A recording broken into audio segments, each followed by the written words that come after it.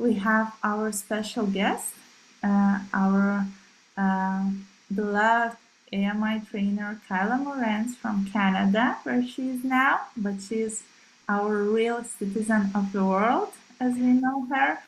And today she will open this project with this event, and she will talk about cosmic education and key European Union competencies. So I will give a word to Kyla now, and she will be our star today, and she will speak for all of you. If you have any questions, you can write in the chat, or we will have some time after her presentation. I don't know, and she will answer all of them. So enjoy, and I will give microphone to Kyla. Thank you very much, Indra. It's a real pleasure to be here with all of you. It's really nice to see a number of familiar faces, people who I know from home in Canada and people I have met in different places around the world as I've traveled. So I'm just going to jump right in because I think, education is one of those topics that touches each of us to our very core. We have a very personal connection to education experiences that have helped to create who we are at this very moment in time. And because of that, it's hard not to have strong convictions about what works well or what doesn't work well. If we think back on our own education, we can remember teachers, if we were in a traditional setting, teachers that we loved. Teachers who just seemed to have a passion for a subject. They fueled our curiosity, they engaged our desire to learn more. And we probably also, somewhat unfortunately, have teachers that we kind of wish we rather not have had. And sometimes the subjects connected with those teachers became frustrating and we would avoid them, even to this day, because it was just so hard to understand and it was easier to give up and stop trying. We also might have a teacher who surprised us, a teacher who showed us a subject that we thought we could never understand. In a million years, I'll never get mathematics or I'll never be an artist. But we found a teacher who was able to catch our interest and illuminate an area for a short while. And as we grow older, what we discover is that our education really does affect how we interact with the world around us, how the income that we can earn. We see how our schooling experiences, the successes and the failures affect our lives, the jobs that are open to us, the earning power that we have or do not have. The possibilities that we have offered to us are significantly different and affected by our recognized skills, knowledge, as indicated by those little pieces of paper that say where we went to school, how far we went in school, and how well we did. And our attitudes toward learning and working affect how we interact with others in our daily lives. Where do we seek happiness? Do we look for it in our paycheck, our paid work, or our unpaid work? Do we look for it in our friends or our families, our contribution to society? And as we grow into our adult roles, some of us have chosen to become parents of young children, and education comes back as a very central part of our lives. We want our own children to be successful, to have the opportunities that we missed out on, to experience joy in education because we did, or to experience joy in education because we didn't. We want our children to be happy and healthy right now, but we also want them to have the best future possible. And so everywhere we look, we see tools and technology that is going to change the world, revolutionize the schooling process. We hear how children have lost knowledge and experience because of COVID, how they are falling behind, how schools are failing, how we need to offer them tutoring. They need apps, and AI might just be the revolution that education needs to finally bring equality and transform education for teachers and students. This claim that there's this new technology that will change the way we look at education has happened multiple times in the last 100+ years. Even the invention of movies, educational films, when they came out, that was a tool that was going to transform the classroom. What we need to remember about these new tools is that they are just that. They are tools. tools that need to be used by the learners and the teachers. And when we think of education, we need to think about the purpose and who it is that is doing the learning. And so we have to ask this question: what is the purpose of education? And for us, human beings are at the center of the learning process. It doesn't matter your age. All human beings have the potential to learn new skills, to gain new knowledge, to develop and discover a new way of looking at life and the experiences that we have. Our bodies are designed to adapt and learn from our experiences in the world. Our brains are designed to be curious and attracted to novelty. It is part of the reason why we get so excited about these newest tools that just might cause an educational revolution. And we are a creative species. We love to imagine and see the things that we can imagine come to life. And there are times when our imagination is far bigger than what we have the skills and knowledge to do at this point in time. So we really need to consider the question: what is the purpose of education? Why is it important for each of us as human beings? Why do we want our children to gain knowledge and skills? And for most of us, there's no one answer. There are many reasons. And if we were to group the reasons all together, though, there might be a main purpose that all the reasons we come up with are serving. I want to share with you the council recommendation.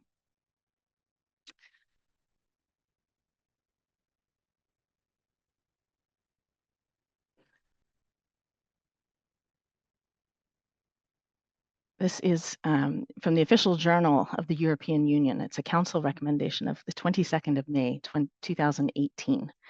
And I'm just going to read it to you because I think it really does highlight some of those things that we want from education. The European Pillar of Social Rights states as its first principle that everyone has the right to quality and inclusive education training and lifelong learning in order to maintain and acquire skills that allow full participation in society and successful transitions in the labor market. It also states the right of everyone to timely and tailor-made assistance to improve employment or self-employment prospects, to training and requalification, to continued education, and to support for job search. Fostering the development of competences is one of the aims of the vision towards a European education area that would be able to harness the full potential of education and culture as drivers for jobs, social fairness, active citizenship, as well as means to experience European identity in all its diversity. Now, if we think about that, it's really saying that education should be a help to our current and our future life. And if you're familiar at all with Dr. Montessori and her writings, that might sound a little bit like what she said. She saw education as an aid to life, that education should support the human being and allow them to live their life. But what's interesting about this council recommendation is that it does not discuss the activity of learning. We have here a list of rights and what we want adults to be able to do in order to participate fully in society. But we need to pay attention and think about how we answer the question, what is the purpose of education? Because you will find that the way you answer the question, the language that you use influences how you approach education. Now, some of you probably are familiar with Simon Sinek. He's a speaker from the United States. He has a book that he wrote called Find Your Why. And he has a phrase that I shamelessly take on, and it's this: why do you do what you do the way you do it? Why do you do what you do the way you do it? I ask this question of myself when I think about education. And if as I do, and as Montessorians we do, we think about education as a way to help support the development of the human being, to help each individual become a productive member of the time and place where they are born, to prepare them to fully participate in society, to be a functional member. Then this affects how we work towards meeting that goal. Throughout history, philosophers, educators, businessmen, politicians, parents, teenagers, and children have thought about how best to educate the human being at these different stages of their lives. We think about it as human beings while we're in the schooling process. We think about it during the breaks from schooling and for many years afterwards. What we need to remember is that as human beings, we never stop learning. We are constantly learning and adapting. We are constantly working and imagining new tools, new ways of working, ways of meeting our needs. Life is change. And so we need education to not just give us knowledge or specific skills, we need more from it. We need it to prepare us to meet the unknown, how to approach life so that no matter what comes our way, we are prepared to meet it as best we can, not alone, but with the communities in which we live, with our families, with our friends, with our coworkers, with every group of human beings living on the earth today. And this is an expansive view of education. It is one that Dr. Montessori shared with us in her writings. This quote is from her book From Childhood to Adolescence. Education should not limit itself to seeking new methods for a mostly arid transmission of knowledge. Its aim must be to give the necessary aid to human development. If the formation of man becomes the basis of education, then the coordination of all schools from infancy to maturity, from nursery to university, arises as a first necessity. For man is a unity, an individuality that passes through interdependent phases of development. Each preceding phase prepares the one that follows, forms its base, nurtures the energies that urge towards the succeeding period of life. And over time, this view of education as a lifelong experience, something that Dr. Montessori had at the forefront of her thoughts from the very beginning, well, this view of the human being as a lifelong learner is being adopted in all schools. And that's a huge vision. What is necessary for life? What are the skills, knowledge, and attitudes that successful lifelong learners have? And how can we provide the possibility for every human being to have the opportunity to gain all of those things? So in 2019, the European Union produced a report that discusses those key competences and their importance in our world today. And this image is taken from that report because these are important competences.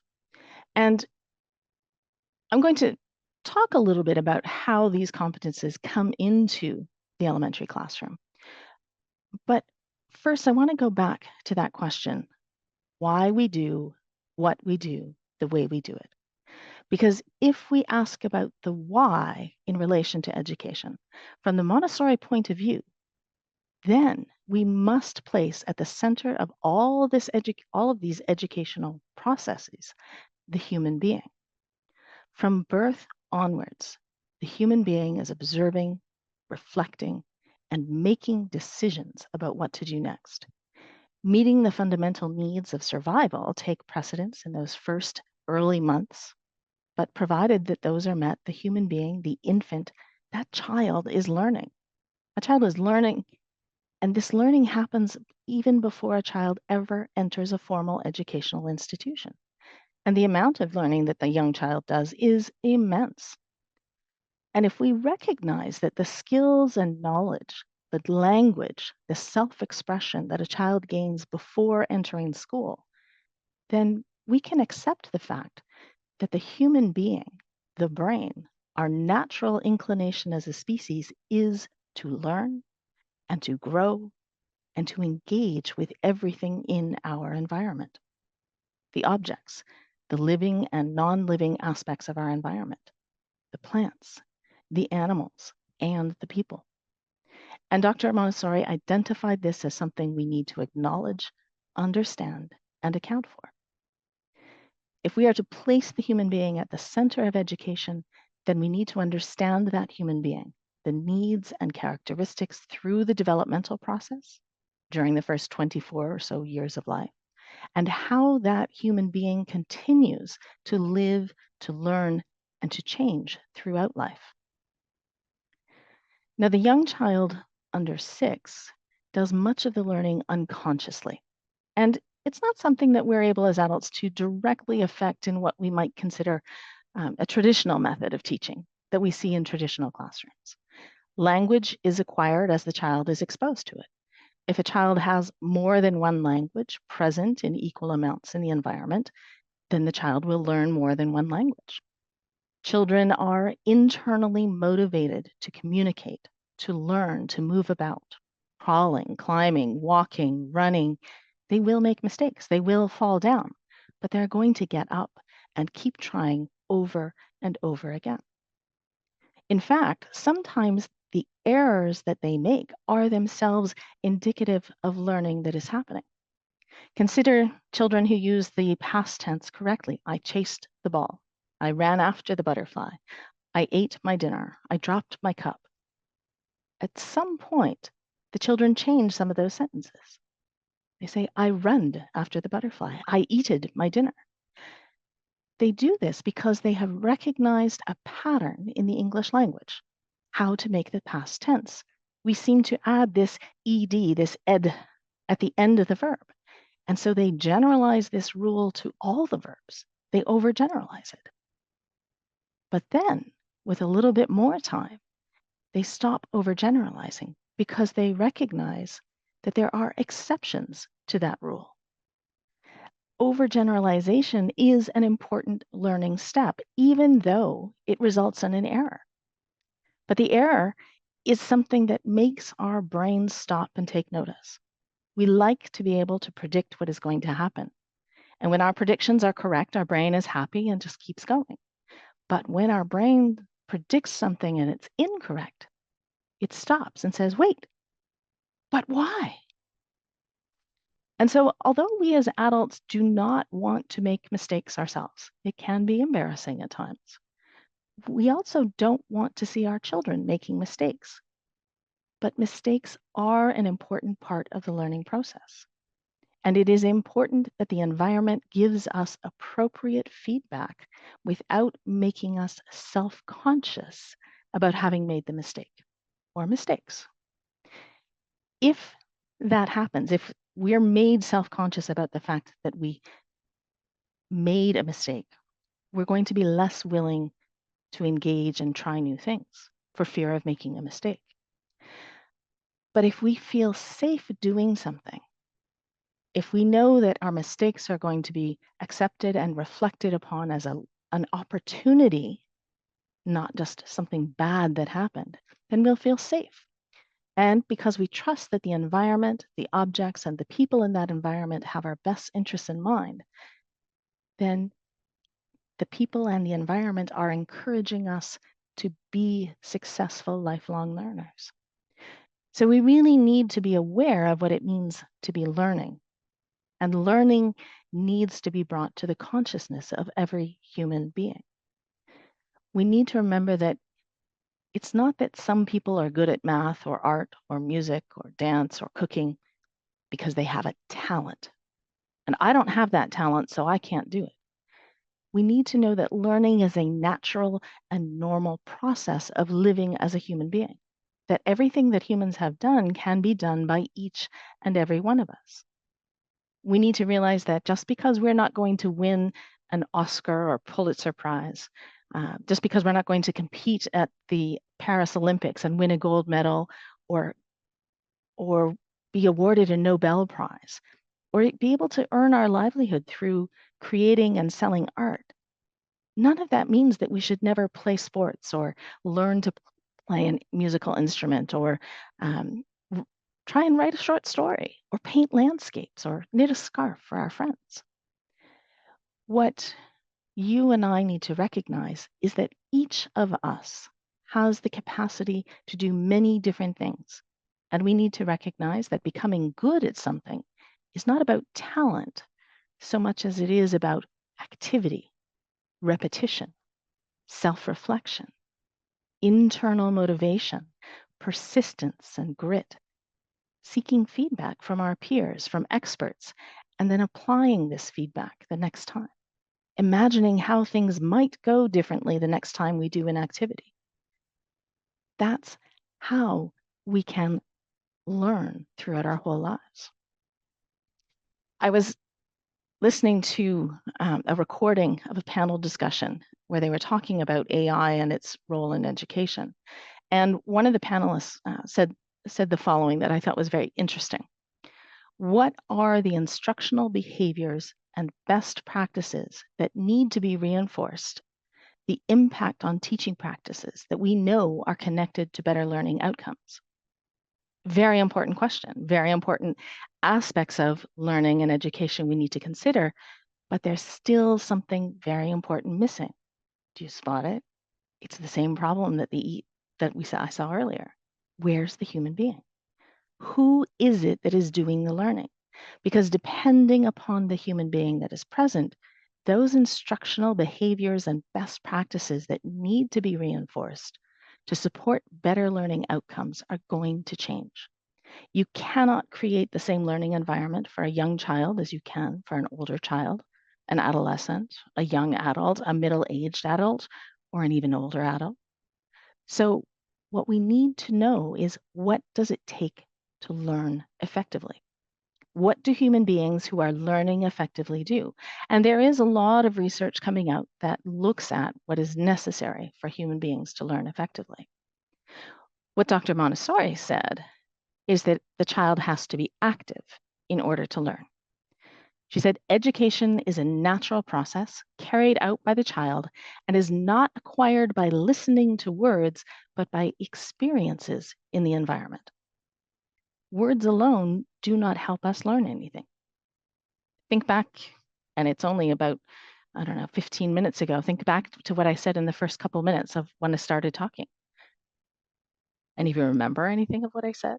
Unless you were taking notes and writing it down, you most likely don't remember what I said. My words are not enough to make you learn.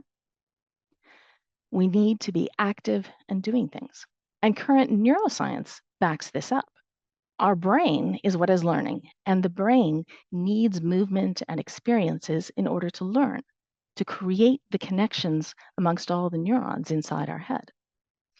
So Dr. Steve Hughes is a pediatric neuropsychologist, and he said this in his TED Talk that he did in Prague back in 2017, that the brain builds itself through motivated, effortful, repeated trial and error, experimental interactions with the environment.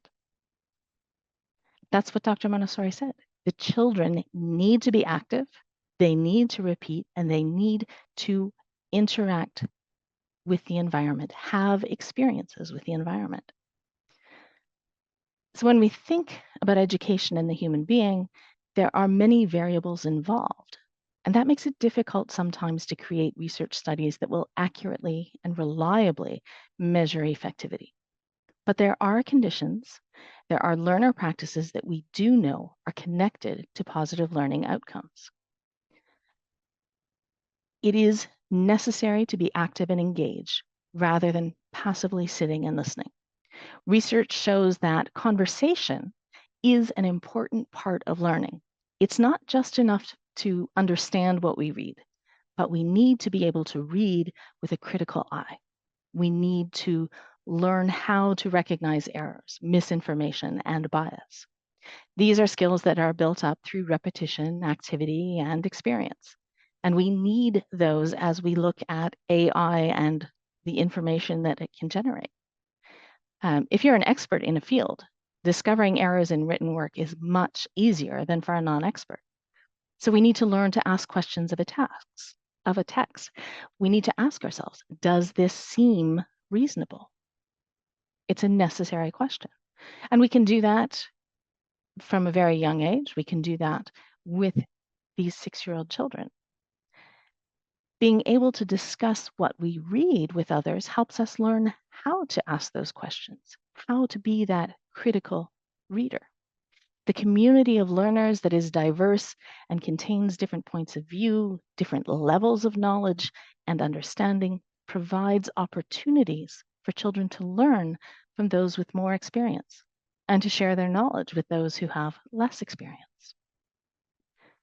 It's also important to have activities that are not too easy, but not too hard. If they're too easy, there's no need for repetition. But if they're so hard that success is only probable, seems not possible, then the likelihood of just giving up rises. When it comes to something like reading, research indicates that in order for a child to read for pleasure, 95% of the words on a page must be known and easily read. 95 out of 100 words. So we need to really keep that in mind when we're thinking about learning. When we're working with human beings, there's a range of ability. And Lev Vygotsky, who lived in Russia around the same time as Dr. Montessori, he talked about something called the zone of proximal development. And basically, what it is that this range of ability is what he's talking about. What we can do alone by ourselves is the least that we can do. That's our minimum capacity and capability. But when we are with our peers, then we can do a little bit more. And if we are with people who are more capable than us, we're able to do a little bit more. And if we are with, an adult who can do a lot, we can do a lot more. So what we are able to do depends upon the environment we're in. And so according to what we want to learn or what we want others to learn, we will need to scaffold that learning process according to the learner's current knowledge, skill, and attitude. Now, it's also important for learners to see the connection between what you are being asked to learn and your own internal desires. You need to be invested in the learning. You need to want to discover more, perhaps because you see a benefit in the long term, or perhaps just because you're curious and you want to find out the answer. We are curious beings. If you think about all those explorers who traveled the world to find new lands, to discover new paths for trade, there was a benefit that they were seeking beyond themselves as an individual. Their discovery was going to have a benefit to society, faster, shorter trade routes. And some human beings, some explorers, well, they just went places so that they could say, I did that, I was there. And so their motivation for doing those things was very different sometimes. We also know that it's important, if you want to be effective at learning, it's important to be able to express new ideas and concepts in your own words, that you're able to express what you understand. It's not enough to repeat someone else's words. I mean, that is the type of thing that can be done by technology. A faithful recording of each and every word spoken can be made. But until we human beings do something with those words to make the ideas and concepts our own, there is no learning. I mean, you could, if you wanted, I don't know why you would want to, but you could, if you wanted, memorize the first few sentences that I said today. And if there was a test, which there isn't, you could do very well because you've memorized. But when it comes to learning and being able to apply this knowledge in new situations or to modify and create something with this knowledge, it cannot simply be memorized information. Now, there is a time and a place for memorizing facts and memorizing information. For instance, if you know your multiplication times tables, it's going to mean that doing more complex mathematical operations like long multiplication or long division becomes more efficient. So I'm not saying that you don't memorize. We do need to, because that helps other processes, but that is not an end goal there. The other thing that research is showing is that there needs to be the opportunity to repeat activities. And it's a particular form of repetition that needs to happen. It's not just repeating them over and over in an extended period of time. So spending an hour with your math facts to memorize them, or to spend, an hour learning and reading about turtles. It's actually that we need to come back to something many times over a longer span of time, like a month, for instance.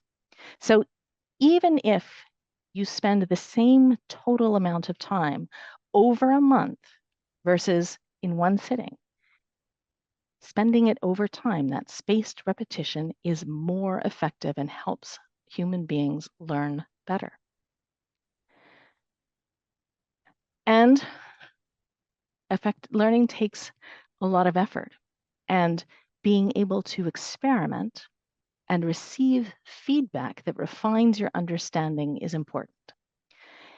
If you think about many of the materials used in the 3 to 6 Montessori environment, there are some really excellent examples of how feedback is given immediately and effectively by the environment. And within Montessori language, you talk about a control of error. And that control of error is what we use to describe the feedback process that children receive from materials. But as human beings gain skill and knowledge, as we engage more and more with a wider environment and with other people, the feedback does not just come from objects, but from our own knowledge and experience, and from the words and actions of others around us. The difficulty is that the feedback humans give each other is not always objective and not always kind. So learning to give effective feedback to each other and to ourselves is a skill that each of us needs to practice and refine. And if we're going to be receiving feedback, that means we need to be able to make mistakes and reflect on why they happened, because that's one way that we can receive feedback. And then after reflection, why did this mistake happen? Oh, I got busy talking with my friend. As we know, 6 to 12 social children often do. We got distracted. We started talking about our plans for the weekend instead of thinking about what we were doing with the racks and tubes. We're going to have to start all over again. Okay. And we're going to focus better this time. Okay, let's try it. That's what feedback can help us do. That's what recognizing mistakes can help us do. We can reflect, we can make a plan for trying again in order to be successful. Or if we were successful, but we think, we could do this a little better, we can improve upon what we did. And it's that opportunity to reflect that is so important. That is what happens when we learn to play an instrument. We learn the skills necessary for playing a sport or creating and running a successful business. All of those activities of learning involve many repetitions of this reflective cycle. And finally, being able to recall and use information in different situations helps us integrate the knowledge and refine the skill so that it becomes automatic. It becomes a habit. When we observe someone who has learned and repeated and become efficient in their application of a particular skill, it is amazing to watch. If any of you were watching some of those Olympic Games and watching, the divers, the coordination, the synchronous swimmers, incredible, amazing to watch. They have gotten to that stage because they have repeated those skills over and over again. They practice on land and they practice in water. They do those same kinds of skills in different places. And as a human society, it is important to acknowledge and celebrate the time and effort that the individual has put in to attain this level of achievement. That's why we have events like the Olympic Games, or we award prizes like the Pulitzer or Nobel Prize. It's to celebrate and acknowledge the extraordinary effort and contribution that these human beings have made as individuals and to society. So learning takes effort. And in order to learn effectively, there needs to be a belief that any skill can be developed, any knowledge can be gained. An open mindset is the term that is currently being used to identify this positive learning attitude. So, if we accept that children are hardwired to learn, then we need to build an environment, a classroom, that supports how they learn, using what nature, biology has given them. And the Montessori classrooms are designed with those specific needs in mind. We provide opportunities for exploration, repetition, activity, communication, inspiring curiosity, sharing knowledge, skills, and attitudes about our interdependence with the world around us and each other. So that learning environment that we create needs to reflect the needs and characteristics of the human being at a particular point in time, during a particular stage of development or stage of life. If we're able to prepare an environment that meets the needs of the human being and supports the way in which humans learn during a particular stage of development, then we support the way the human mind, body, and spirit engages with the world around. Just as we would never offer a slice of pizza to a newborn and ask them to eat it, go ahead, just gum it, eat it, because that'll satisfy the need for nourishment, right? We would never do that. So we need to adapt the environment for learning to meet those developing needs of every human being. It means that the learning environment is going to look very different depending upon the age of that human being. A 3-month-old infant cannot be in the same environment to learn as a 3-year-old. A 13-year-old needs a different environment from a 23-year-old. And a 33, 66, or 99-year-old human being will each have different requirements in order for their individual learning needs to be met. And so the prepared learning environment is one of the core principles in the Montessori approach to education, where we see the theory actively practiced. The child, the learner, is at the center. It is the needs and characteristics of the human being at this point in development, at this point in their life, that needs to be taken into account first. Once we have identified the needs and characteristics, we build an environment that will meet these needs and characteristics to support the best circumstances for growth, change, and learning to take place. Just as we know that there are environments and foods that will support the optimal growth of orchids, there are best conditions for learning to take place. The prepared learning environment needs to offer experiences that can be found in the natural environment, in the world around us, as well as the best of human culture. These experiences need to be brought to the children in a way that they connect to materials and activities that they are free to choose and repeat as often as they need in order to understand and to be ready to use the knowledge or skill in their own life. These experiences are offered by a guiding adult within the context of human development, understanding that education is supporting the development of the human being, preparing for life as a contributing member of human society. And there are opportunities to practice using both skills and knowledge within the learning community. A practice society for trying out ways of living and working together, ways of sharing knowledge and working towards common goals as individuals, in small groups, and as the entire community. This means that there will need to be materials and activities that can be chosen by individual children, small groups of children, and that the adult connects the children to the environment, the materials, offers the language, the concepts, the ideas for the children to explore and engage with through their own activity, following their curiosity and internal motivation. For human beings, learning is fundamentally a social activity. We need to interact with other human beings, those who are more capable, so that we can observe them and receive feedback to refine our understanding. Those who are close to us in development, so that we can learn with them, share our understanding, communicate about what we know, experiment, make errors, and reflect upon them together to further our learning. And we need those who are less capable so that we can share our knowledge and skills, make our understanding clear to someone else, and gain confidence in our own skills and understanding. And so the mixed ages of a Montessori classroom is one way that this social aspect of learning is supported. In the 6 to 12 classroom environment that we create, there are many human beings, other learners and a teacher or a guide or the adult who can help connect the child to the environment and show them how to ask questions and look for their answers, how to test to see whether the answers they discover are true, really true, always true. And because the learner must do the work of learning, there are materials for these activities to take place for the child to use with other children, small groups who share their curiosity, who use their knowledge and skills to explore, to cooperate and collaborate as a community of learners, to expand their knowledge, gain new skills, and foster a very positive attitude towards learning.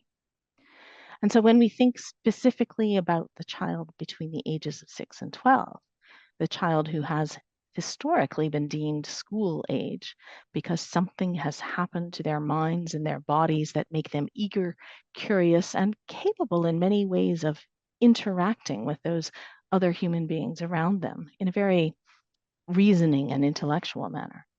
They are internally motivated to socially engage with others, to collaborate and imagine great possibilities, and to work hard to bring to life what they imagine in their mind.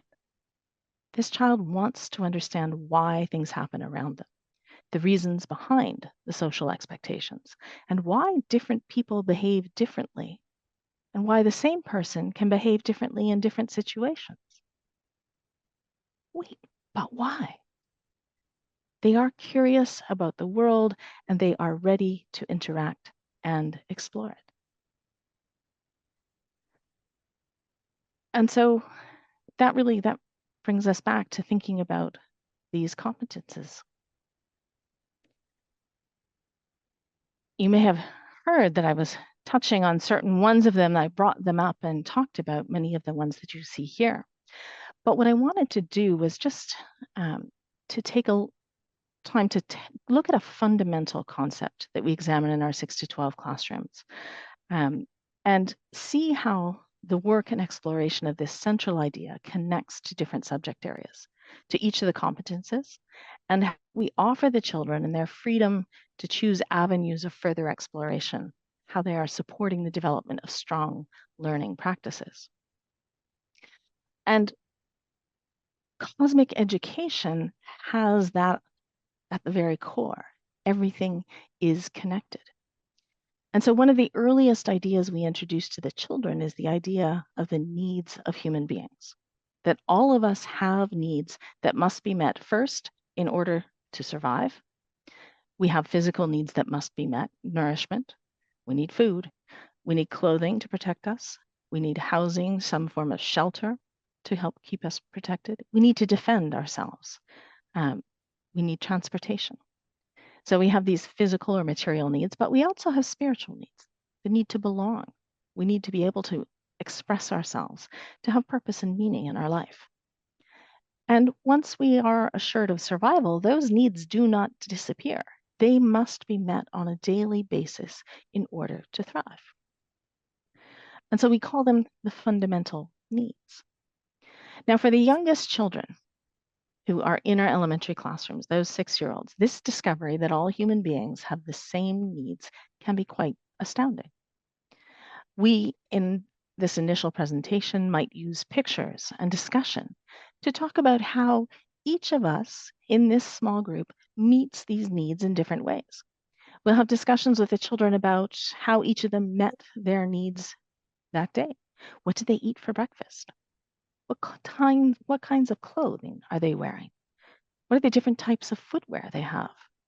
Depending upon the time of the year and where you are in the world, that can look very different in the months of December or June. How did they get to school? How did they decorate their bodies?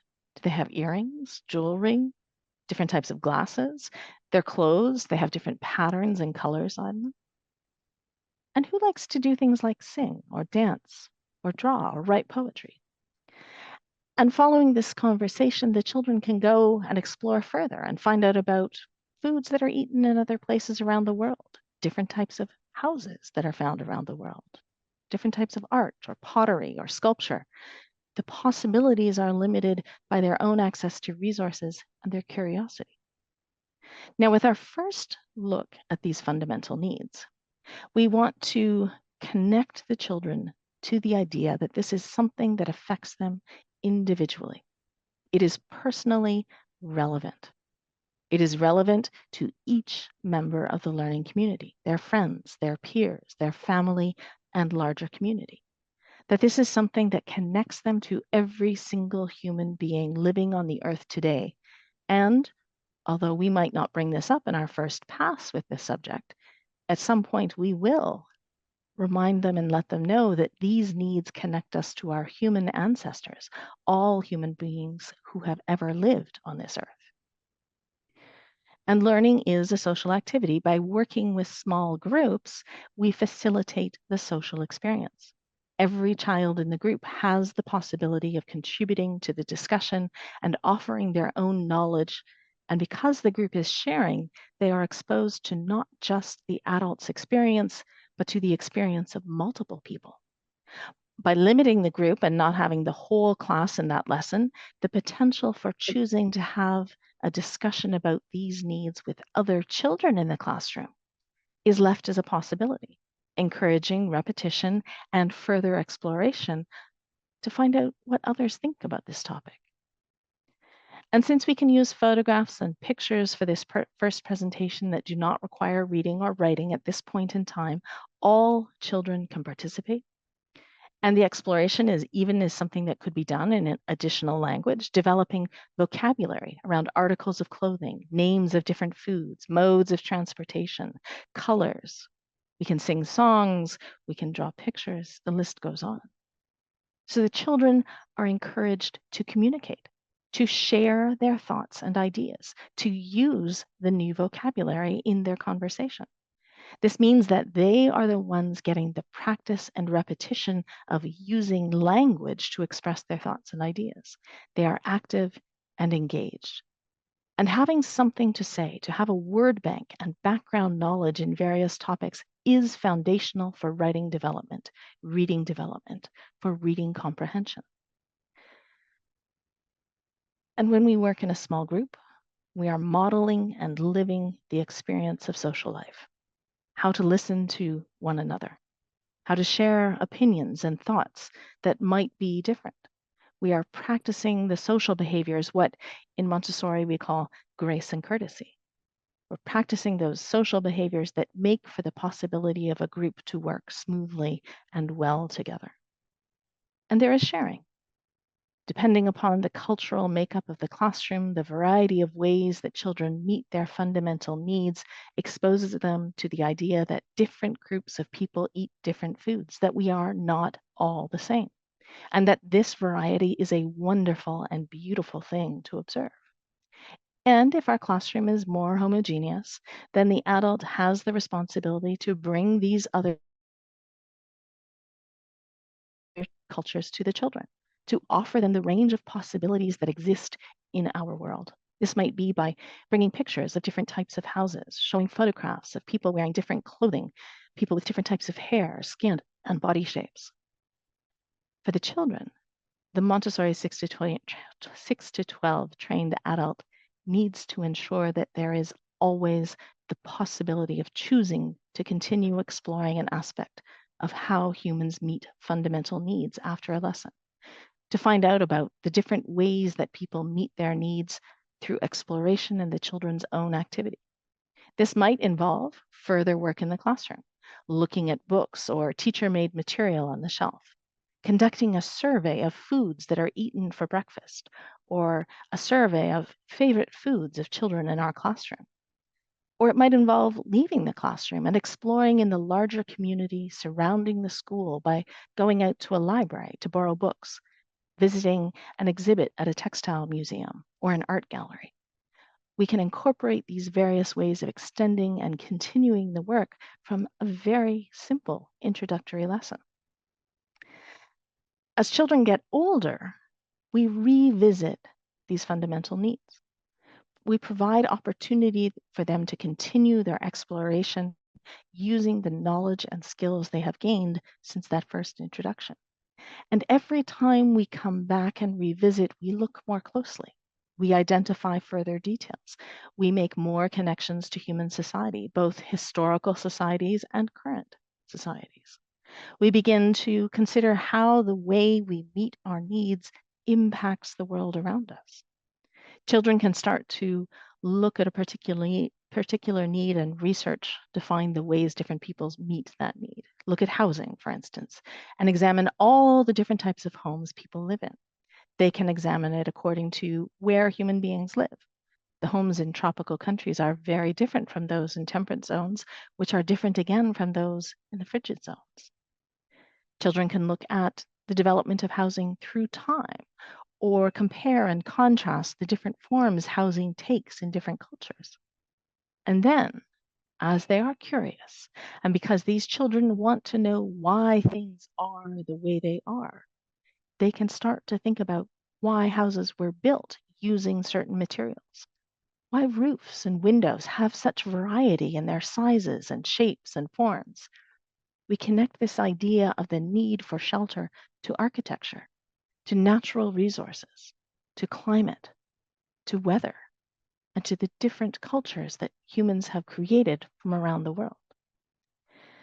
And since the children are the ones choosing the focus of their exploration, they are connected to their work, increasing not just knowledge, but developing their communication skills, their fine motor coordination, they're practicing research skills, reading. They are active and involved in their own learning, creating a unique way of sharing what they learned as a group of individuals working together. They might create a poster or different houses, a timeline showing the evolution of footwear, a book of breakfast foods from around the world, or a model of houses made from different materials. As they begin to use different media, they expand the ways in which they can make their imaginings real. And this means developing skills to use a variety of tools, work with paper, pencil, paints, clay. They might build models, create dioramas, write reports, give oral presentations. They might go and interview people or write dialogues of two people talking. They might write plays and design scenery or use computer presentation technology. And as their knowledge and skills increase, then they can apply these to their presentations. They can create scale models of different types of housing, showing the size difference between single and multi-family dwellings. They can calculate the density of populations according to the type of dwelling and begin to look at the impact population density has on land use in different places within a country and around the world. This learning and exploration does not take place in one long session or one period of time in a particular year, never to be revisited. It is rather something that is repeated time and again, a spiral of learning that is going to happen over time. They will return to this topic and these types of creative projects again and again. And we know repetition spaced out over time is a key to effective learning. Now, another type of presentation that is still connected to this idea of meeting our fundamental needs looks at micro and macroeconomics. And again, this is a series of presentations that starts very simply with young children. It extends through the entire time of the classroom, adding layers of detail and further detailed exploration. And we start by thinking about food. There's that fundamental need for nourishment. And we ask a question: where does our food come from? Now, for children living in urban settings, they may simply want to say, well, it comes from the store. That's where food comes from. So where does it come from? We don't know. For children in rural settings, they're more likely to know that cucumbers are plants that grow on the ground. I remember walking one time in a farmer's market in Canada, and this was not that long ago, maybe 15 years, and I overheard an adult exclaim loudly, "Look at how dirty those cucumbers are. Why would they let the cucumbers get dirt on them?" I kind of had to stop and kind of wonder whether they actually knew how cucumbers grew. They just appear in the store magically clean. I mean, yes, now we have, cucumbers that instead of letting them creep along the ground, we can suspend them. We have hydroponics, we suspend cucumbers in the air, but that's something that humans have created, how we have adapted the natural world in order to meet our needs. And that's a story for another day. With our youngest children, we're going to start with a different kind of question. And we're going to ask them, where does our bread come from? Now, on the surface, that seems like a simple question, and there are many possible answers. It comes from the store, from the bakery, it comes from the bread machine, from the oven, because we make it at home. But if we keep asking questions, we can go deeper and seek more information. Okay, so your bread came from the oven because what went into the oven? Dough. Where did the dough come from? We mixed it. Okay, what went into the dough? Flour, water, yeast, honey, salt. Where did the flour come from? Well, on the bag the flour came in, it says wheat flour. Well, what's wheat? It's a plant. A plant. Well, who grew the plant? A farmer. With a small group of children, we discuss what they know about bread. We ask questions to engage them in conversation and ask them to reflect on all the steps that are involved in having a loaf of bread in our home to eat. And we use simple line drawing cards that begin with the storekeeper, and then we work our way backwards through the supply chain to arrive at the farmer who grows the wheat. Now, this story that we discovered together with the children illustrates some of the many people involved in something as simple as a loaf of bread. The farmer that grows the wheat, the miller who grinds the kernels to create flour, the baker and the process of mixing the dough, baking it in the oven, wrapping it so that it can be sent to a store to be sold, and then the shopkeeper from whom we purchase the loaf of bread. But also all of the different helpers along the way to assist in transporting the wheat in its various forms from one place to another. The number of jobs that might exist in a large-scale bakery, a dough maker, an oven tender. Storytelling is a key part of our 6 to 12 classroom. Engaging children in conversation is a key activity that happens in every presentation. By doing this, by telling stories, by engaging the children in conversation, we're providing background oral vocabulary that builds knowledge for their own further work. By using questions to help them think about and uncover further details, we are giving them the tools that they will use when reading and searching for information to discover more about a topic of their choosing. Learning to ask questions, to think about what we already know and what we want to know more about. That's part of developing literacy and learning how to find out more. If we want to be able to use a search engine to search the internet, then we need to be able to formulate a question. We need to be able to use keywords and appropriate vocabulary so that we have search results that are helpful and relevant to what we know. And it is important that the cards we have are simple drawings because we want the children to be able to use this as a model for their earliest imaginings. And if they are simple line drawings, any child can draw a stick figure. They can create their own cards. They can tell their own story. So what the children gain from this experience is a model to use for answering their own curiosity about other things that seem to just appear in their life. If we can ask questions to find out where our bread comes from, how it's made, who all the people are that are involved in this process, then we can also do the same thing for our running shoes or the tea that my mom likes to drink or the banana bread that just appears in our lunch What about all the ingredients in our spaghetti dinner that we had last night? Where did all of those parts come from? And it's these questions that bring us back again to natural resources, to climate, to weather and different cultures. How is it that I, here living in Canada, can enjoy fresh oranges in the middle of winter? How is it that when I'm in Prague, in the middle of a continent, I can still go to the store and find fresh ocean seafood? As the children get older and begin to ask these bigger questions and ask more questions, then we take them further into the idea of how we all need each other. And if for some reason children don't ask those questions, then the adult asks them and explores with the children to discover the answers. And this presentation, this whole series, helps the children understand that every individual can contribute to meeting the needs of others. The farmer grows food, but he needs someone to build walls to keep his animals safe. So a stonemason might be needed.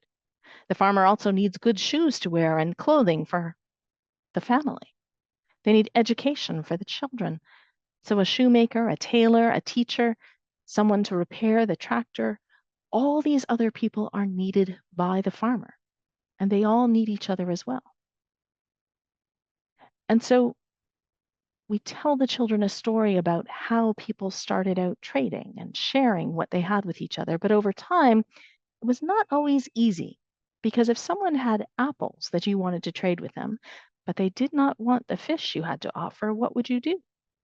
People started with barter and evolved eventually a method of trading that used an intermediary, a representation of value to help them trade.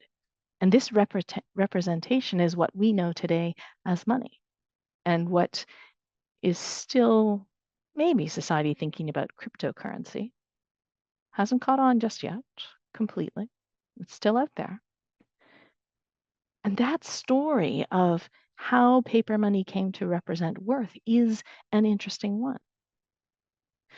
So, a simple introduction to the idea of interdependence of human beings that will, one step at a time, lead us to the idea of production and consumption, of needing to find a solution to the problem of producing more than you consume, or of wanting to consume more than you produce. We can look at the production and consumption of the country we live in, compare it with other countries in our continent or from around the world, and we can expand what we understand about trade on the local level and how it happens on a global scale. And so we see that this study of human beings and their interdependence touches each of these key competences. As the children gain skills and understanding, they can create graphs, pie charts, flow charts of trade between countries. They can begin to consider financial planning. How much money do we need to ensure we have a place to live, enough food to eat, clothing to wear, transportation to get where we need to be? How much money do we need to be able to do the things that we enjoy doing, to cover the cost of different activities, like playing sports or decorating our homes? And so, after a long lot of information, we've come to the end of what I really wanted to share with you today. How the Montessori prepared environment incorporates and reflects those identified 8 key competences for lifelong learning. How Montessori prepared environments support the development of active and engaged lifelong learners.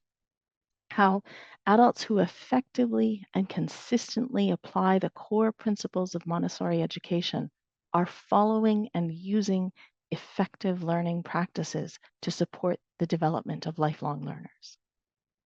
How that 6 to 12 classroom, that education that shows how everything is connected, the understanding that we are human beings, we are individuals who are able to cooperate and collaborate to ensure that we meet our individual and collective needs, that we can be grateful for all that human beings have done to create the world that we live in. The opportunities that we have are available as a result of the work done by those humans who have come before us. Indre. Thank you Thank for you. allowing me to talk. Thank you, Kyla. It was very exciting, and I was just. And maybe somebody of you have something to ask or to share your thoughts. I see one meaning in hearts. I like questions. So you can just raise your hand or unmute yourself and just ask the.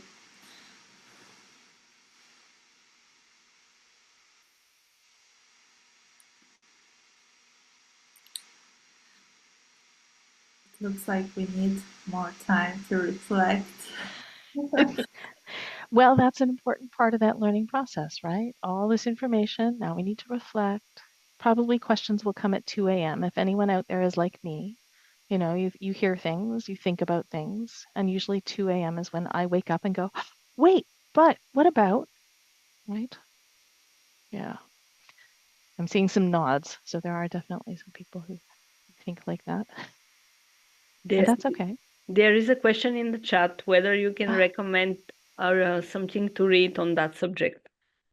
Which Which is like which subject?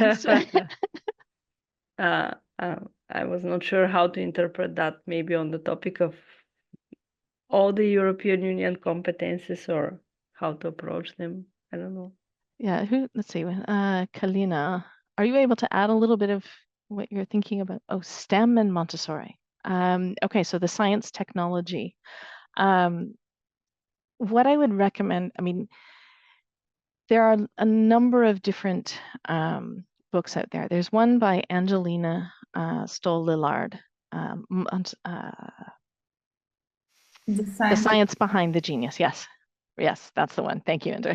The Science Behind the Genius. And that's an excellent book that really looks at the research that is out there about learning and about how Montessori supports all of that learning. It's very focused on the 3 to 6 in particular, but you'll see some connection to the older elementary child. So that's important. There's another one that came out, Preschlack is the last name, the Montessori Potential. It's another relatively new one.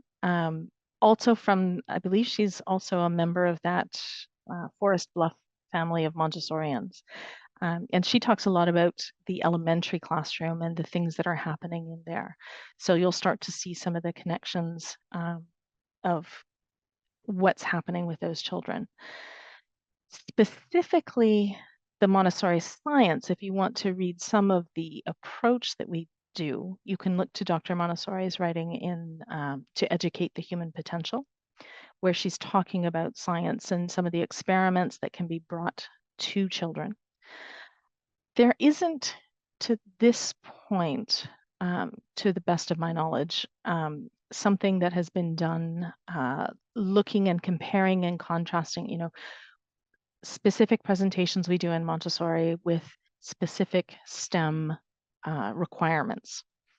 There are different countries around the world, Norway, Australia, the United States, that have started to do comparisons of the core competencies with the Montessori curriculum. So you can look at those kinds of documents. No one's written a book yet, STEM and Montessori, Kalina. I would say I'll put it on my to-do list, but my to-do list is actually made up of several different lists. So, but I'm sure there's someone out there who would love to do it. It would be great to see someone really focus on that, dedicated. But I think that would get you a good start. Does that help? Yeah. Oh, Kalina, I found you, Kalina. You're smiling. Good.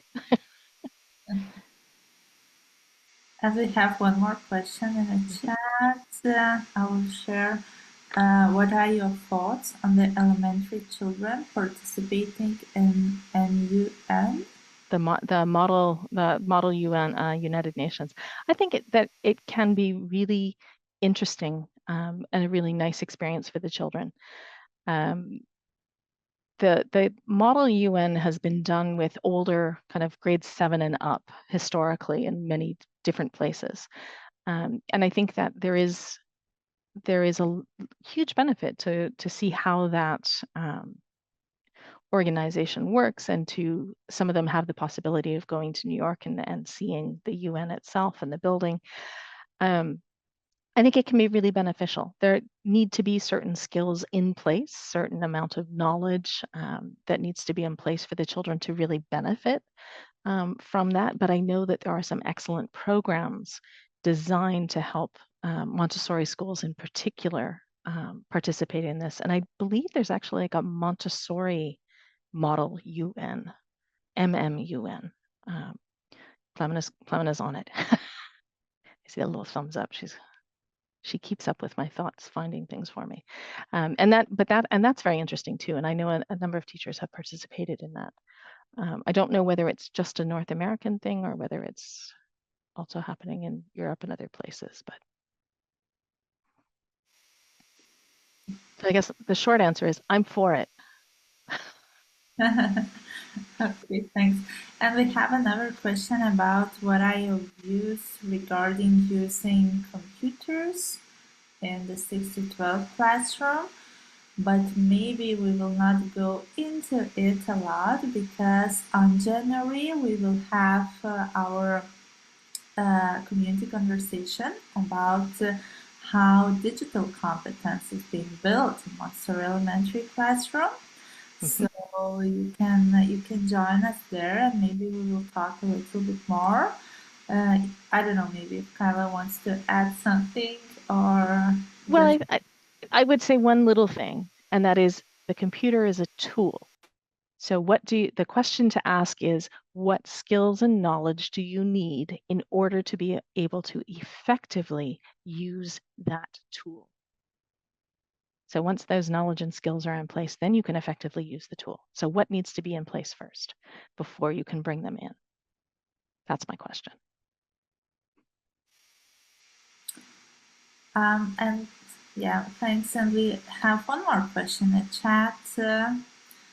That here at Montessori, we are growing our children in an ideal environment, making them ideal human beings. That's really great, but the world is wild.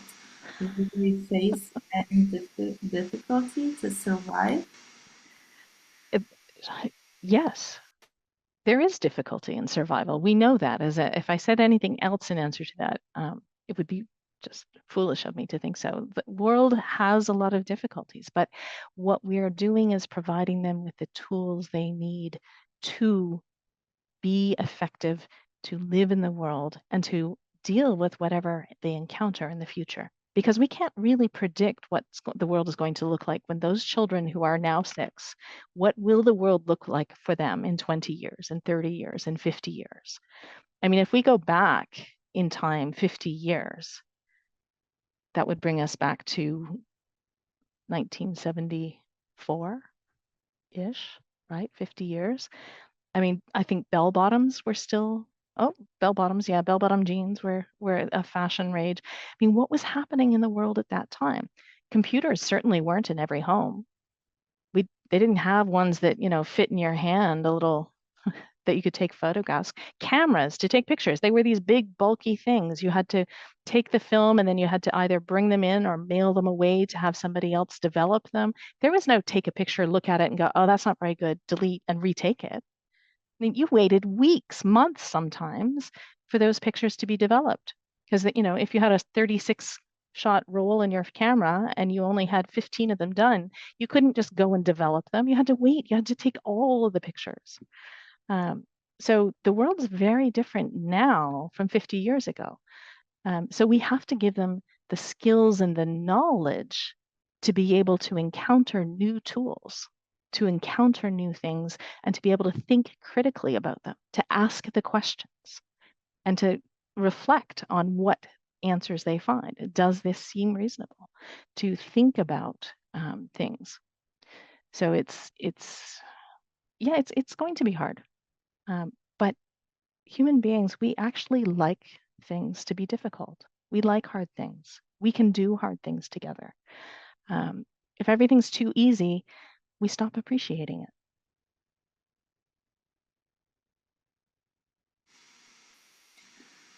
Yes, that's true. Thank you, Kyla. So as I see, we have one more question. What to do with lazy kids? We- Ah, And what to do with lazy adults? yeah. You know, all those terms that are loaded, like lazy, bored. Um, uh, Kids often, I'm bored. There was an article I read by an educator from the United States, John Taylor Gatto, and he was writing and in I can't remember the title of the article, but he was writing about it and saying, children these days, and this was an article 20 years ago, said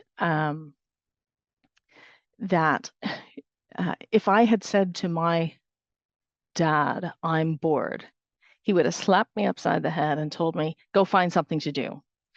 Um, when for Dr. Montessori, she talks about these deviated children.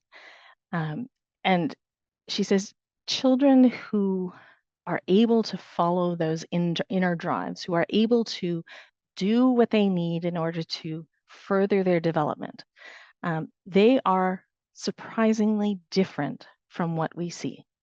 They are engaged, they are active, they are able to concentrate for extended periods of time.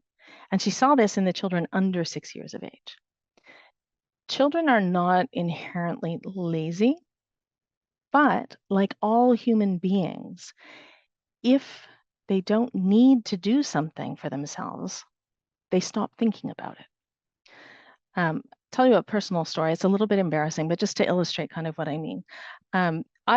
I enjoy walking and I enjoy talking, and I enjoy doing those two things at the same time.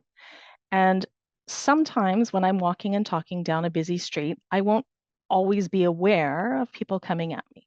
But when I'm walking and talking with my friends, it's fine. I usually don't run into people.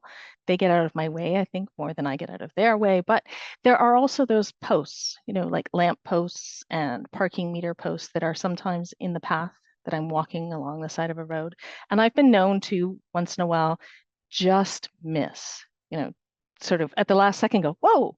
And probably I've seen other people do it when they're on their phones, distracted, right? Maybe you've experienced that. Look down like this on your phone, and then you're like, whoops, right? It happens. Well, what I discovered is that it started happening more and more and more. And I was at home at the time and I was walking with my husband and I couldn't figure out why I was doing this. And he'd keep pulling me away from like people, from posts, from mailboxes, until one day I realized, wait a minute, this doesn't happen when I'm walking with my friends. This only happens when I'm walking with my husband. What's going on here? So I started watching, observing what was happening. And I realized I've stopped paying attention because I know he's going to keep me safe. He's not going to let me run into people and hurt myself or run into objects that will hurt, he just stops me from doing it. So I stopped paying attention. So the conversation I had went like this. You need to stop stopping me from running into things, but I don't want you to hurt yourself. I know I don't want me to hurt myself either. But because you're doing this paying attention for me, I've stopped doing it because I don't need to do it. He said, but you're always walking into things. If I don't I leave you until the last possible moment. I said, I know, I have complete trust that you will keep me safe. The problem is that this doesn't happen when I'm with other people. I'm with my other friends. It's only happening with you. So I need you to stop. I need you to let me walk into that signpost. Kudos to him. He did it. Yes, I did walk into a signpost. But then my brain went, wait, what happened? Oh, I need to pay attention. I started paying attention when I was walking with him. And he doesn't feel the need to pull me out of the way of other people and signposts anymore. Yay, my brain learned. So we need to look at the environment, is what I'm really saying. What's going on? What is the environment doing to help encourage the children to be lazy? What benefit do they get out of it? Thanks, Kyla. So we will probably would like to, we know what you all have questions and a lot of questions, but we also would like you to share a little bit feedback with us about this webinar with Kyla, and if you have any questions there, you can also type in and we will try to answer in the next session or in our newsletters. So you can scan QR code here for your feedback, or Plamena share the link in a chat where you can also just type in. It's just 5 simple questions, and it's very important for us to have your feedback, because this is not one and only session. We will have more 7 sessions, and we would like to announce you the next one.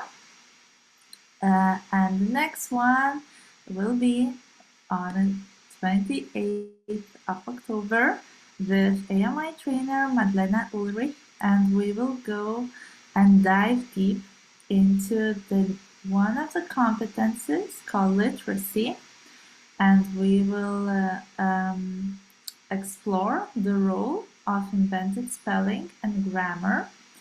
And we all know that all of the parents and sometimes teachers had the question how the children will learn, read, and write in Montessori environment. And we hope that this next webinar will give you answers and will open up your minds too to this role of literacy in our classrooms. And today, I would like to say the last word, thank you word to Kyla. And our main goal actually of this meeting was to give more confidence to teachers who are already working in the Montessori elementary classrooms, because we do a lot of things, and all of these European Union key competences are already being built up in the classrooms. And thank you, Kyla, today for showing and putting everything into words what we are already doing every day, and to showing up how it's connected with competences and with the legacy of Montessori, what we are doing every day. So thank you, Kyla, and thank you everyone for coming here. Please, let's keep in contact. We have our website page, and you already signed up, so we will share the recording with you. You can share with your friends, and let's hope that the word about European Union competences and about cosmic education will spread more. And we're happy to share our whole team of our project Citizen of the World. Our team can wave our hands, and you can wave your hands, and you can see all of them. So thank you a lot. And we also would like to suggest you to unmute yourself and say goodbye in your own language, because this is the tradition we have. Ačiū viso. Viso. Labo. Ciao a tutti, arrivederci.